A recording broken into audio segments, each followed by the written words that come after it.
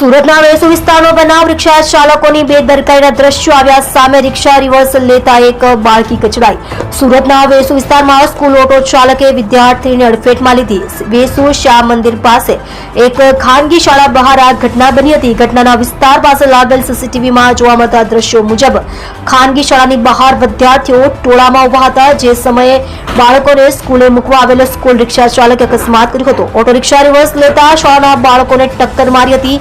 જો કે સમગ્ર ઘટના શાળાના સીસીટીવી કેમેરામાં કેદ થઈ જવા પામી હતી। આ ઘટનામાં 9 વર્ષની વિદ્યાર્થીની રિક્ષા નીચે આવી ગઈ હતી। જો કે સદનસીબે કોઈ ઈજા પહોંચી ન હતી। ત્યારે આ ઘટનાને લઈ વાલીઓમાં ભારે રોષ જોવા મળ્યો છે અને આવા બેદરકાર રિક્ષા ચાલકો સામે પગલાં ભરવાની માંગ વાલીઓએ કરી હતી।